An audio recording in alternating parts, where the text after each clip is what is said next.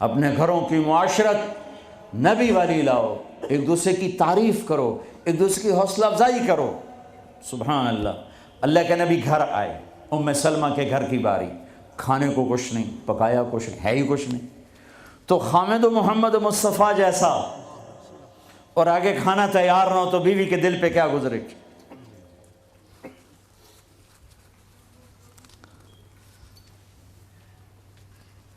آپ نے پوچھا ام سلمہ کھانا کھانے کو کچھ ہے؟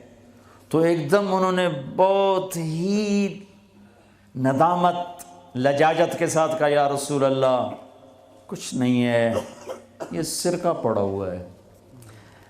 اب سرکہ کیا کہتے ہیں انگریزی میں؟ ونیگر، شاید کسی کو سرکہ سمجھ میں نہ آئے۔ ایسی چیز ہے، ایک ڈراپ یہاں رکھو تو تمہاری زبان جل جائے گی، ہاف ٹی سپون لو تو تمہارا سارا گلا چیر کے رکھ دے گا۔ اور میں غلطی سے کوئی سرکے میں بعض سلاد پہ ہوتا ہے نا سرکہ ڈالا ہو، میں غلطی سے میرے منہ میں کوئی ایک پتا بھی چلا جائے تو ایک ہفتہ میرا گلا گیا، اتنا میرا سینسٹیو گلا ہے اس سے۔ سرکہ کوئی کھانے کی چیز؟ انہوں نے تو عاجل، یا رسول اللہ بھائی ایک سرکہ ہے، ہائے ہائے ہائے ہائے۔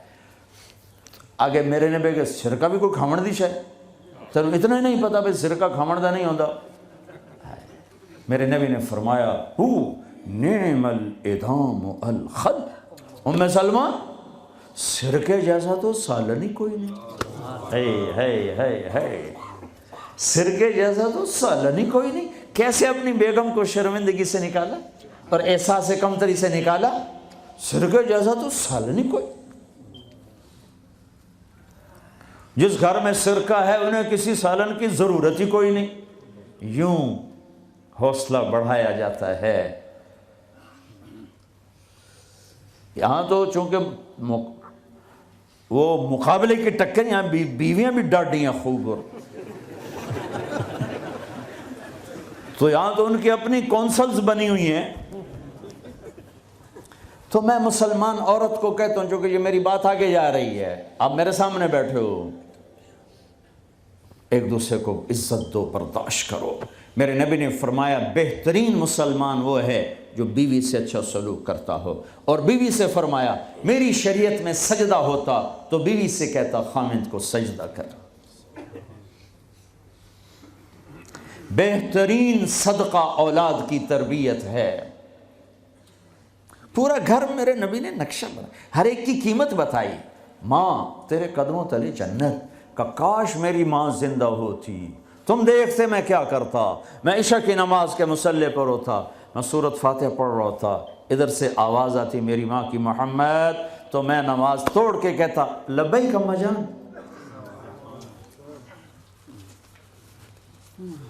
باپ کا تیرے جنت کا دروازہ ہے، باپ تیری جنت کا دروازہ ہے، کھولنا توڑنا نہیں، کھولنا توڑنا نہیں، توڑ دیا تو جنت میں نہ جا سکو گے۔ سب سے بہترین مسلمان جو بیوی سے اچھا سلوک کرے، سب سے بہترین عورت جو اپنے خامند کی منشا کو دیکھے۔ پھر آپ نے ایک عجب بات فرمائی جو معاشرے میں بہت بوجھ بنتا ہے جس کا، ہاں بھائی تمہیں ایسا صدقہ بتاؤں جس سے بڑھ کے کوئی صدقہ نہیں، تمہیں ایسا صدقہ بتاؤں جس سے بڑھ کے کوئی صدقہ نہیں۔ انہوں نے کہا جی کیا؟ کہا الابنۃ المردودہ، جس کی بیٹی کو طلاق ہو گئی یا بیوہ ہو گئی اور گھر واپس آ گئی ماں باپ کے، یا ماں باپ نہیں ہے تو بھائی ہیں، وہ ایک بوجھ بنتی ہے ماں باپ پر بھی، اور بھائی تو ویسے ہی باغی ہو جاتے ہیں۔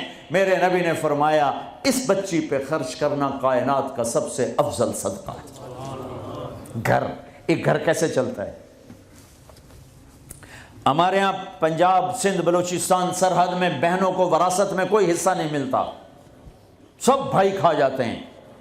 میرے نبی نے فرمایا جس کو اللہ نے 2 بہنیں دیں اس نے ان کا حق ادا کیا، شادی کی، حق ادا کیا، ماں باپ کی وراثت میں سے ہوتا ہے. اگر میں نے کوئی خود کمایا ہے اس میں بہنوں کا حق نہیں. ماں باپ سے اگر 1 روپیہ بھی آیا ہے تقسیم کیا جائے گا. جس نے بہنوں کا حق ادا کیا، شادی کی حق ادا کیا، اس پہ جنت واجب ہو گئی. جس کو اللہ نے 3 بیٹیاں دیں، اس نے ان کی ڈولی اٹھائی، وہ جنت میں میرے ساتھ یوں ہوگا. ایک بولے. اگر 2 ہوں، کہ جس نے 2 بیٹیوں کی شادی کی وہ بھی ایسے ہوگا. اللہ بھلا کرے. ایک صحابی کا کہ جس کی 1 ہو، کہ جس کی 1 ہے، اگر اس نے اس کو عزت سے رخصت کیا تو وہ بھی میرے ساتھ ایسے ہی ہوگا. پھر کئی بچیوں کو طلاق پڑی ہے کہ اس کو بیٹا نہیں ہوتا. یہاں آنے سے پہلے کا واقعہ، پنڈی سے بچی رو رو برا حال اس کا. میں تو فون سنتا ہی نہیں ہوں ایسے کہ میرا تو کلیجہ پھٹ گیا ہے. ہے کہنے لگی کہ سسرال نے کہا تھا بیٹی ہوئی تو طلاق دے دیں. میں نے کہا اس میں میرا کیا قصور ہے، اور بیٹی ہی ہوئی اور مجھے طلاق پڑ گئی اور میں گھر آ گئی 22 سال کی عمر میں. بیٹی دینے والا اللہ اور ظلم کرنے والا سسرال. میرے نبی کو اللہ نے بیٹے دے کے اٹھا لیے.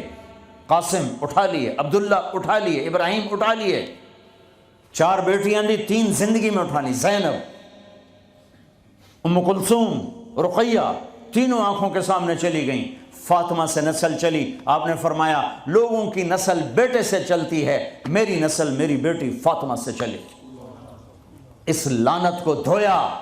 عورت کا کیا قصور ہے اگر اس بیچاری کو بچیاں ہو رہی ہیں؟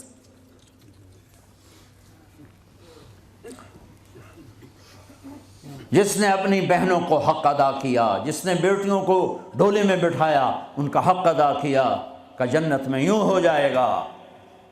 بہنوں کو دینا اتنا ضروری ہے، حرام ہو جاتی ہے روٹی. میں نے مولانا جمشید صاحب میرے استاد ہیں، میں نے ان سے تفسیر پڑھی ہے. میں ایک دن شہد کی بوتل لے کر گیا، پرانی بات ہے 76-77. میں نے کہا حضرت یہ ہدیہ ہے. فرمایا کہاں سے لائے ہو؟ میں کہا جی میرے اپنے باغ کا ہے. فرمایا تیرے باپ نے اپنی بہنوں کو، تیرے باپ نے اپنی بہن یعنی میری پھوپھیوں کو، تیرے باپ نے اپنی بہنوں کو زمین میں سے حصہ دیا تھا؟ یہ سوال کیوں کیا؟ 10 روپے کی شہد کی بوتل تھی اس وقت، کہ اگر دیا تھا تو یہ میں لے لوں گا، اگر نہیں دیا تو پھر یہ حرام ہے، میں نہیں لوں گا. یہ مطلب تھا. تیرے باپ نے بہنوں کو حصہ دیا تھا؟ میں کہا جی اللہ کا شکر ہے میرے باپ کی بہن ہی کوئی نہیں. 2 بھائی، ساری زمین 2 بھائیوں کی، 2 بھائی. میں نے کہا جی اب موجہ ہی موجہ، بہن تھی کو ہوتی تو کوئی نہ دیتے. پھر کہنے لگے اچھا تیرے دادا نے اپنی بہنوں کو زمین میں سے حصہ دیا تھا؟ میں کہا جی اس لیے میں جمعہ ہی کوئی نہ ہوں. اتنی ریسرچ کے بعد ایک شہد کی بوتل قبول فرمائی. بیٹیوں کو دینا اتنا ضروری ہے.